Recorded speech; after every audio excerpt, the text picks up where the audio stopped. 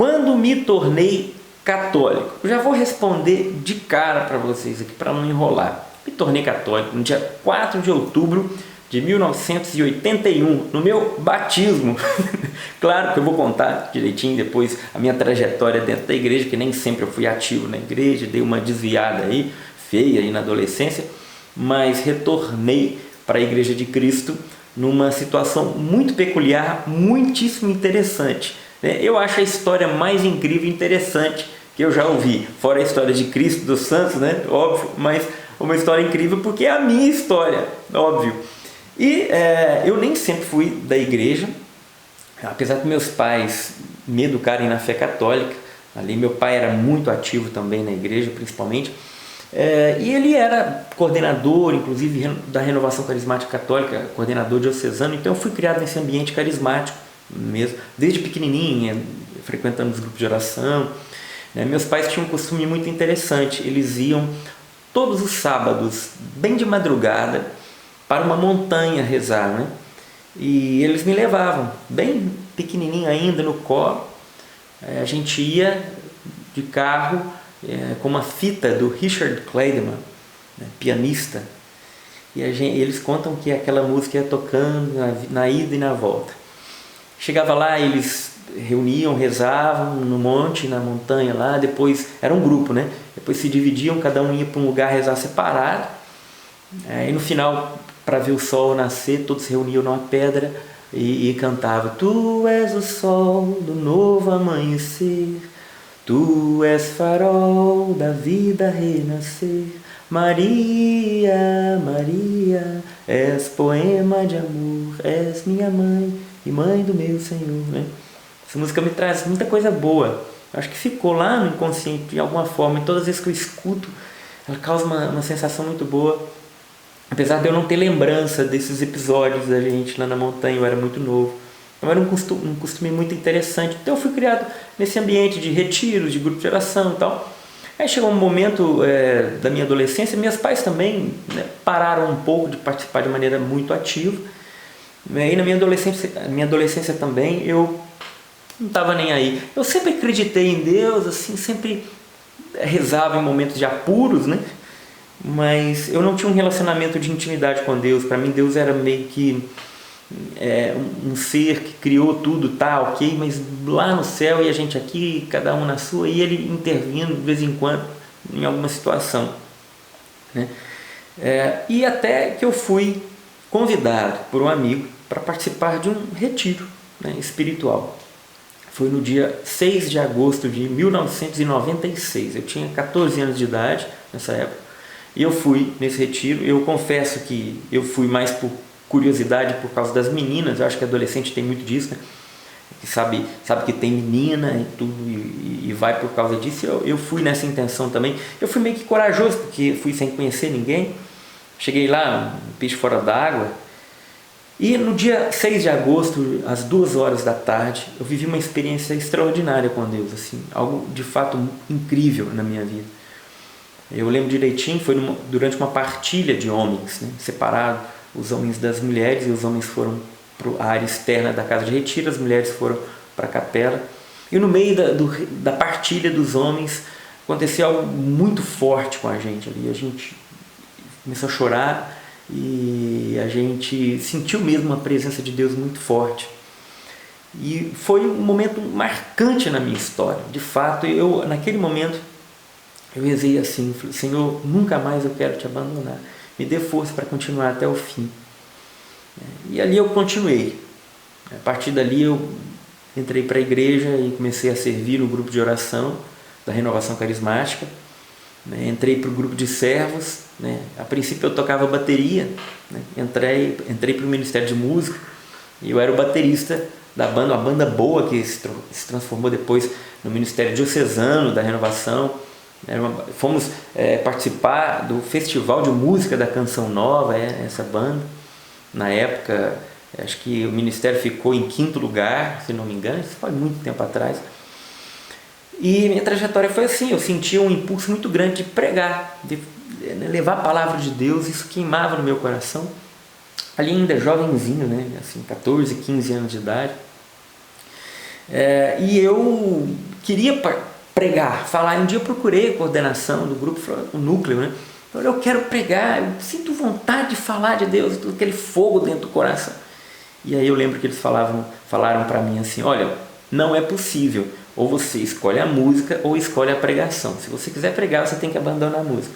E aí eu deixei o ministério, apesar de gostar muito, estar muito ligado à música, mas deixei porque eu queria pregar, e ali eu continuei, né? E eu vivi momentos assim, muito fortes de experiência com Deus.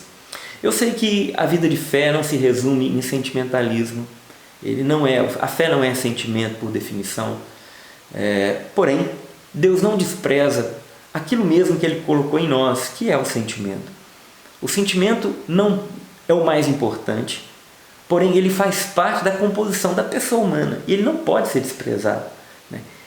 E eu não tenho dúvida que Deus também se manifesta através dos sentimentos. Assim como uma vocação, por exemplo, ela se desperta através dos sentimentos. Então a gente tem essa mania, às vezes, de desprezar o sentimento por culpa do sentimentalismo, que é ruim, né? Quem fica apenas no sentimento, quem faz do sentimento a razão da sua vida e da sua fé, né? A fé está alicerçada nos sentidos. Isso é horrível, porque os sentidos eles vão e vêm, né? Tem momentos que a gente está mais sensível, outros menos, a gente passa por crises, né? Até mesmo o cansaço da mesmice, muitas vezes deixa a gente frio.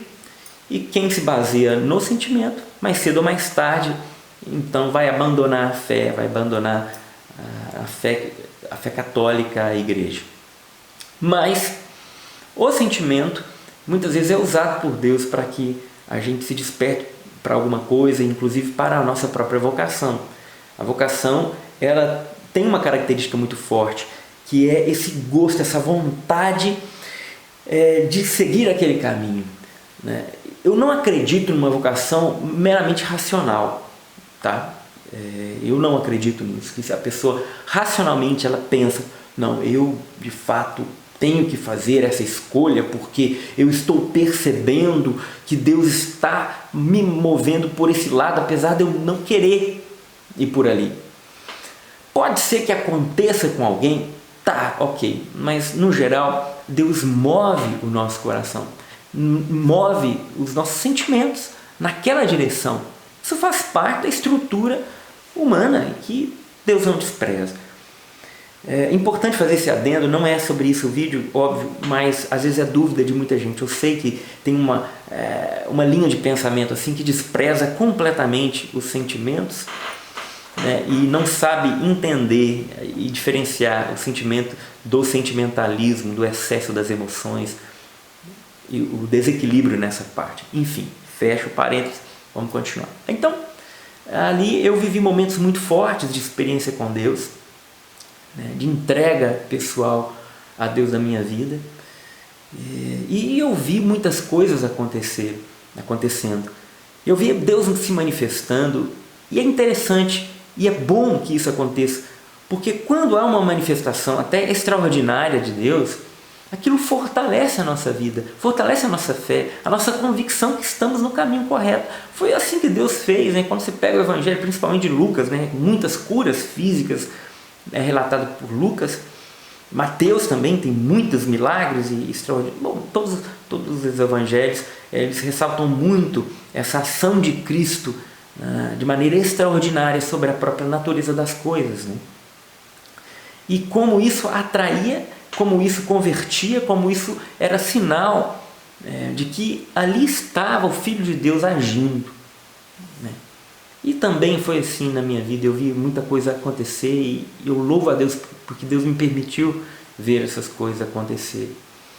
Como, por exemplo, eu estava certa vez num retiro, cheguei, antes preciso contar algo, minha avó foi morar com a gente, ela desenvolveu uma doença chamada esclerose lateral amiotrófica, ou ELA, né, chamada de ELA, que é atrofia, as pessoas vão atrofiando os movimentos, até não dar conta mais de movimentar e não receber alimentação e tudo, até falecer mesmo. Minha avó viveu um período assim, ela foi atrofiando de fato, e minha avó milagrosamente foi curada.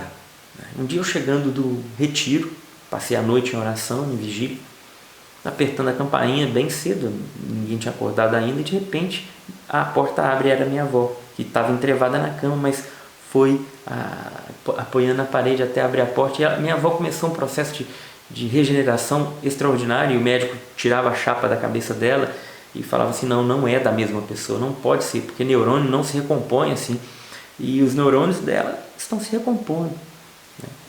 E minha avó, ao ponto de ficar totalmente entrevada na cama, não dar conta de engolir, passou a viver. E a foto que a gente tinha dela depois, a última foto, ela em cima de um pé de jabuticaba. Você vê como é que foi algo de fato extraordinário. Deus visitou minha casa, visitou minha família, né? Eu vi outras coisas acontecendo. Não me esqueço um dia que eu fui rezar por um homem. Essa pessoa, ela estava em coma. E, na verdade, eu não fui até ele, a esposa dele foi até a minha casa pedindo oração para o meu pai. E meu pai estava de saída e falou, olha, Tiago reza. Meu nome é Tiago, viu? Muita gente não sabe, acha que é Tiba. Acho que eu nasci com o nome de Tiba. Não é. Eu quero um apelido de Tiburcio, não. Meu nome é Tiago. Mas é um apelido dado pela minha irmã mais velha, desde criancinha, então já viu. Apelido que irmão coloca, pega que nem fogo no paeiro. E Tiba ficou. Então, eu rezei por essa mulher pela primeira vez. Eu nunca tinha rezado por ninguém. Mas eu ouvia a palavra de Deus e acreditava firmemente que Deus podia fazer o que era impossível para nós. Eu me lembro que aquela mulher sentou, ajoelhou assim, eu coloquei as mãos sobre a cabeça dela e pedi ao Senhor. Para o Senhor não existe parede, não existe distância. Vá lá naquele hospital e cure o marido dela. Ele estava enfermo, estava com aneurisma cerebral, e o médico já tinha desenganado, dizendo para a esposa que a situação era gravíssima e que não tinha retorno, de fato, que era um caso até de morte cerebral, se ela quisesse já dar andamento no processo de doação, para ali pensando nessa situação. Ele estava nessa situação quando essa mulher, a esposa, chegou lá em casa. Eu pedi, foi até uma oração muito simples, eu acho que aquela mulher ficou meio que decepcionada. Eu ali tinha 15 anos de idade, e aquela mulher foi embora. Chegando em casa, ela liga para mim, dizendo que naquela mesma hora que a gente estava rezando no quarto, o marido dela se levanta da cama do hospital. Ainda vira para a enfermeira leva um susto. Ele ainda vira para a enfermeira e fala, você tem um cigarrinho aí? Dá vontade de fumar. E aí aquilo foi acontecendo. Eu achei algo tão bonito de Deus se manifestando assim na minha vida. E outras coisas mais. Eu tenho muitas histórias para contar, assim, que é muito interessante. E aqui um dia eu vou parar só para contar para vocês, tipo, histórias como essa, tá? Que não é sinal de santidade não, gente. Isso aqui não é sinal de santidade. São manifestações de Deus independente da miséria humana, tá? Então Deus falou que ele ia se manifestar, e aqueles que crerem iriam fazer obras até maiores do que Jesus fazia, né, que ele mesmo tinha feito. E a gente percebe também que tem uma passagem no Evangelho que diz que afastai de mim, operários malditos, né? Mas, Senhor, não foi em vosso nome que pregamos, que curamos os enfermos, que expulsamos os demônios? Então o Senhor vai falar, afastai de mim, os operários malditos, não vos conheço. Por quê? O fato do milagre acontecer, de algo extraordinário acontecer, não digo milagre, mas assim, fatos inexplicáveis, manifestações divinas através das pessoas, não quer dizer que aquela pessoa é santa, mas Deus opera através de qualquer pessoa, como diz a palavra, e até através de pecadores, que é justamente o meu caso. E aí eu fui tocando em situações assim, que foi fortalecendo cada vez mais a minha fé e a minha caminhada. E eu continuei no meu caminho. Chegou um momento em que eu tive vontade de entrar para o seminário, né, para o sacerdócio, porque eu tinha na minha cabeça qual que é a minha forma de ser mais de Deus possível, né, sendo padre, né, principalmente quando eu vi os maus padres. Eu ia na missa e eu via aquele padre rezando de qualquer jeito, a Santa Missa, aquela pregação muito superficial. Eu ficava angustiado. E a gente vivia numa carência de sacerdote, né? A gente pisava em ovos ali com o pároco, porque o nosso grupo de jovens dependia do padre para existir, e qualquer ação que a gente fosse fazer, a gente dependia da liberação do padre. Então a gente ficava pisando em ovos, aquela coisa, e o padre marretava e tal, aquele negócio, aquele sofrimento, né, que a gente conhece bem. E eu ficava pensando, eu vou ser padre, gente, né? Eu quero ser padre. Então eu frequentava a Canção Nova nessa época, e aí eu descobri que lá tinha seminário, fui para o seminário da Canção Nova. Claro que eu estou pulando aqui uma história que tem muito mais detalhes, né? Quem sabe um dia também eu coloco aqui para vocês, né? E conto mais detalhes, que depois da minha conversão, minha família começou a voltar para Deus, começou a caminhar novamente na igreja. O que estava arrefecido, né? A brasa ali que estava embaixo das cinzas foi soprada. Eu sou o caçula de uma família de 5 filhos, né? Eu sou o mais novo. E ali Deus fez uma obra também na minha casa, né? E eu comecei a me entregar de fato para Deus. Eu lembro de um episódio muito interessante, porque assim, na minha adolescência eu fui terrível, sabe? Eu fumava escondido dos meus pais, bebia muito, festa de escola, sempre enchia a cara. Eu pegava o carro do meu pai escondido para dar cavalinho de pau. Numa dessas eu bati o carro, me arrebentei aqui do lado, eu quebrei o eixo do carro, eu tentei fugir, não consegui, uma loucura. Isso, né? Eu tinha 13 anos de idade na época, meu cabelo laranjado, eu tinha muito cabelo, muito. O cabelo já teve azul, laranjado, verde, branco, louro, 2 brinquinhos, tem um furinho até aí. Numa época que não era comum essas coisas, tá? Hoje a gente vê todo mundo com brinco, todo mundo com cabelo pintado, tem coisa, mas na época, isso foi em 1994, tá? Então nessa época aí, 94, 93, 94, então isso era novidade, né? E tava o Tibinha lá, cabelo laranjado na época, quando bateu o carro. A gente fazia muita coisa, tinha um clube perto da minha cidade, a gente pegava torrão de terra e pedra, jogava para dentro do clube, do muro, para encher a piscina de terra. Terrível. Hoje tem coisas que eu me arrependo, óbvio, né? Que a gente pulava no clube de madrugada para roubar os refrigerantes dos engradados que ficavam no bar, lá que ficava do lado de fora. A gente pegava, arrebentava ali a boca do refrigerante, arrancava a tampinha e ficava tomando refrigerante. E desse tipo de coisa, muita bobagem que a gente fazia, né? Eu fui atrás de maconha, né? Ninguém me ofereceu. Descobri quem tinha, quem usava, tudo, e a gente pediu a maconha, eu e um amigo meu. Foi justamente nessa época, entre a maconha chegar a nós, que eu fiz um encontro com Deus, esse retiro em 1996. Aí eu falei, olha, não quero mais maconha não. Que doideira a nossa vida, né? Mas assim, a gente fumava muito, a gente tinha um grupo, uns amigos, um tinha inclusive uma fábrica de material, de macumba, essas coisas, tinha um charutão de macumbeiro, ele levava para nós, a gente fumava aqui esse charutão de macumbeiro, né? Levava, comprava pinga, a gente tinha festa em sítio, bem novo, assim, adolescência, 13 anos, 14 anos, ele levava pinga porque cerveja era cara demais e pinga deixava tonto mais rápido, então a gente comprava os litrão de pinga, 2 litros, ia para o sítio. E os pais, é interessante, hoje eu fico vendo, né? Como que os pais às vezes não percebem e acham que o filho não está vivendo nada disso. Eu estava vivendo tudo isso, meus pais não faziam ideia. Entendeu? Então, só depois que a coisa estoura, que às vezes a pessoa está viciada, que os pais desprezaram os sinais, né?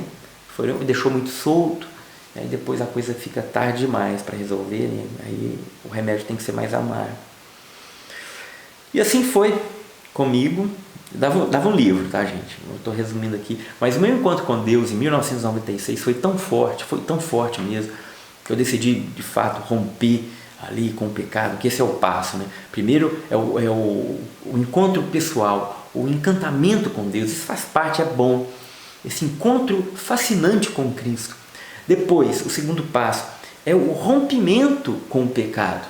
Tem que ser consequência do encontro pessoal com Cristo. Eu sei que tem alguns encontros com Cristo que se dá ao longo do tempo, que não tem um momento decisivo de conversão.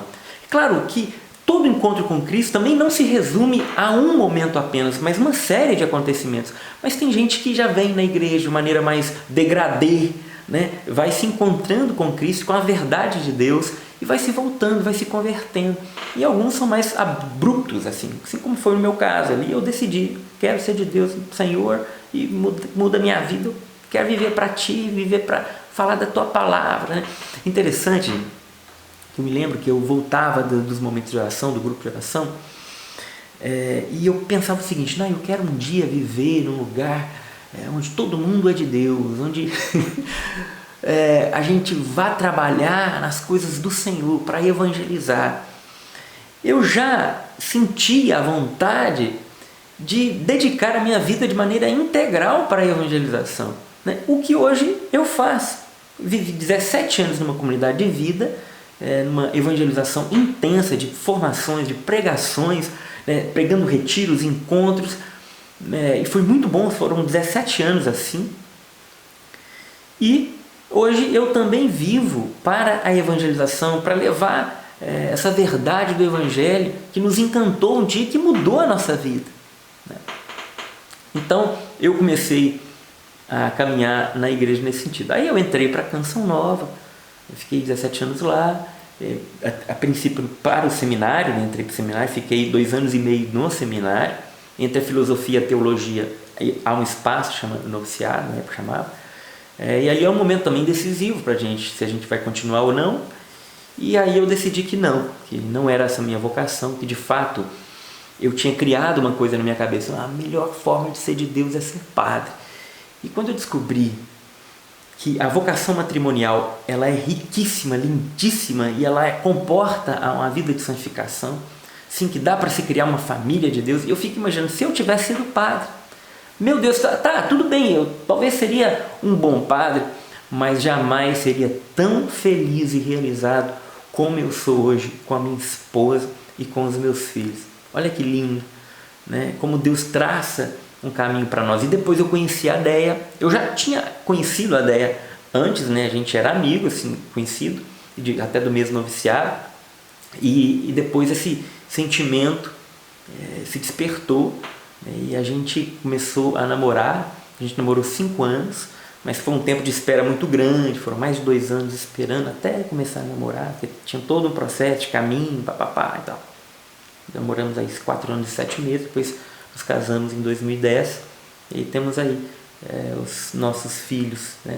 2 no céu, na glória de Deus, e 4 nessa terra, né? Os caminhos de Deus são maravilhosos, né? Eu jamais imaginava que eu ia entrar para uma comunidade, jamais imaginava que eu iria sair depois que eu estava lá dentro, né? E como Deus é maravilhoso. Tudo que aconteceu quando a gente saiu da Canção Nova, que eu julgava na época como algo muito ruim, né?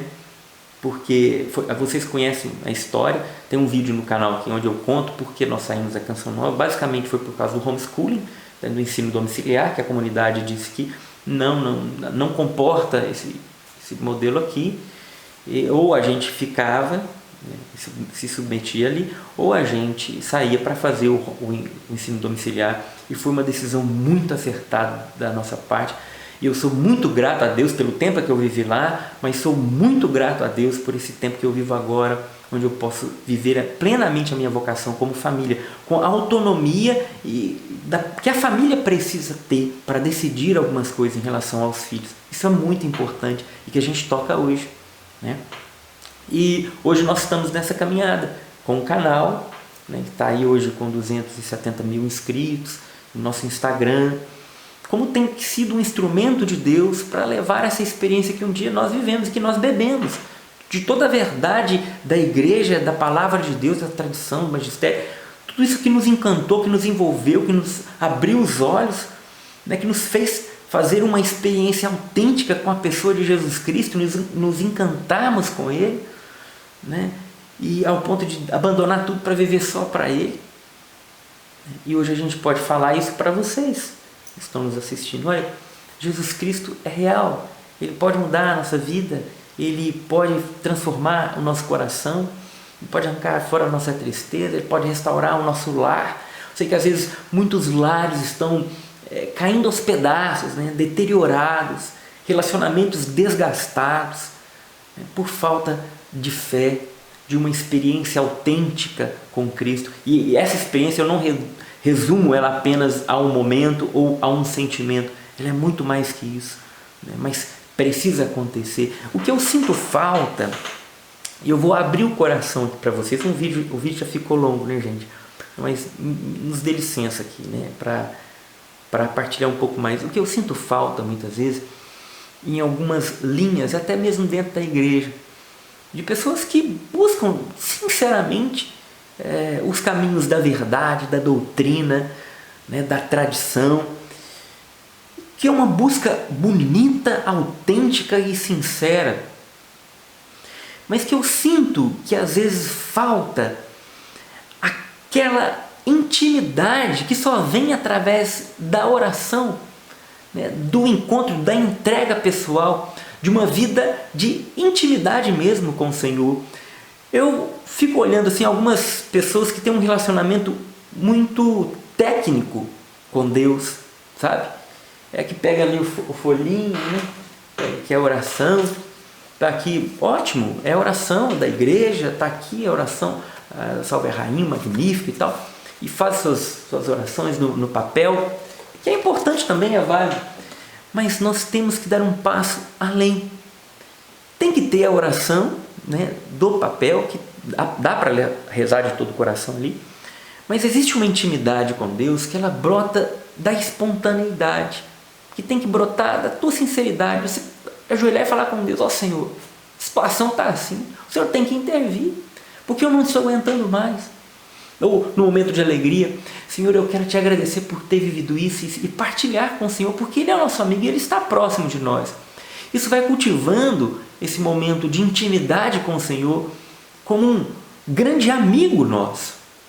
Então, esse encontro pessoal, fascinante com Cristo, ele precisa acontecer, né, na vida de todos nós, né, independente da linha espiritual que seguimos na igreja. Porque a igreja é rica, ela tem para todo mundo, né, tem espiritualidade para todo mundo, para cada característica.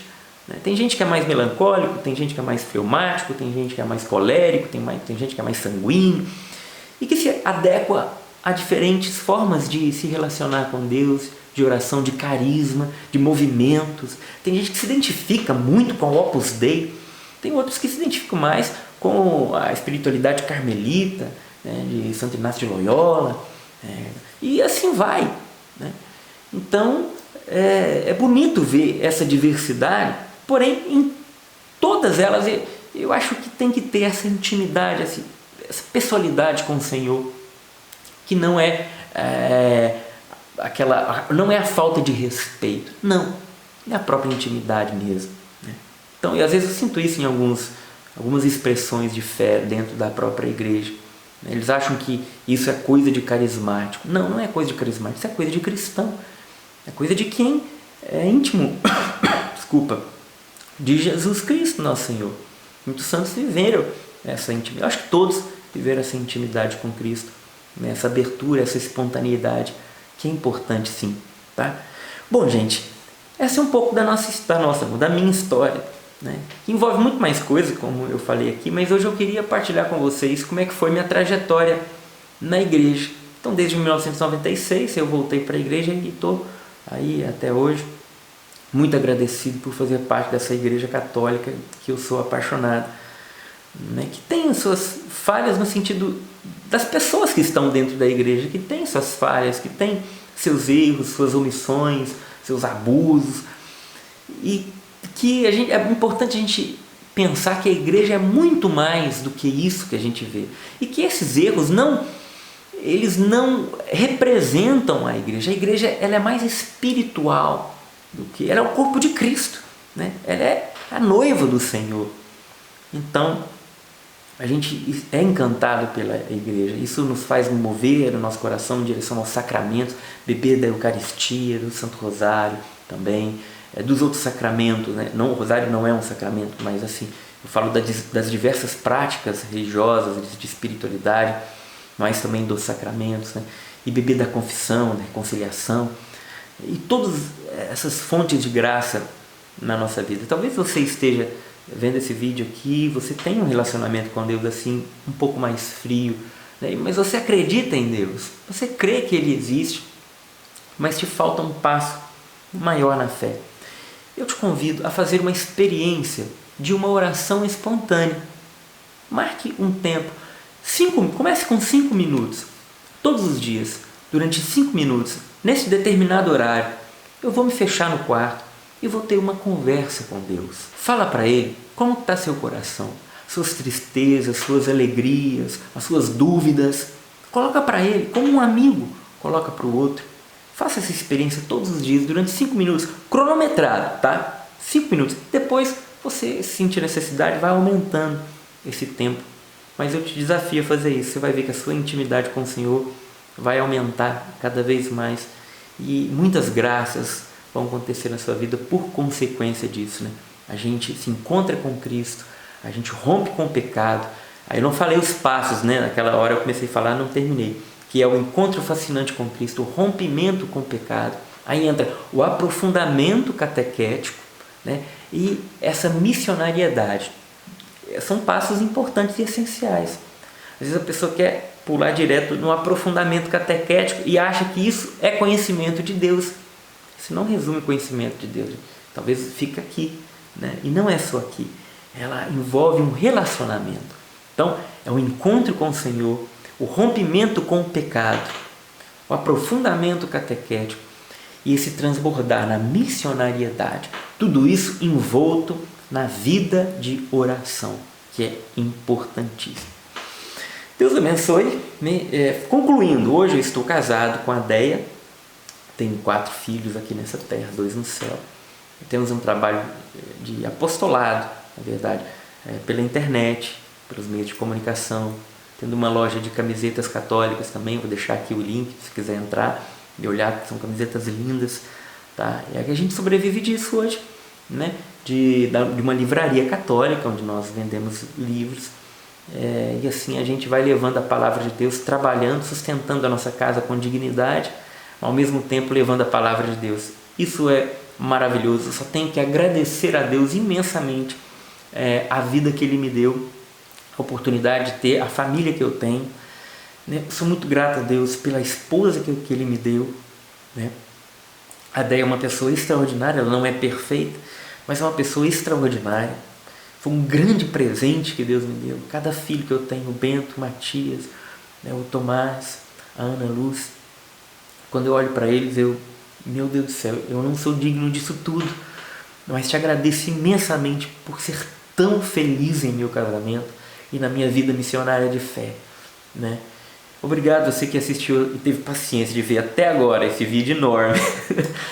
E eu deixo aqui então o endereço da nossa livraria, da nossa loja, está aqui na descrição do vídeo também, tá? Só clicar, você entra e você vai ver também os nossos produtos, né?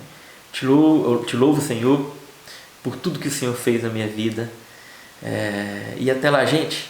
Até um próximo vídeo. Tchau, tchau.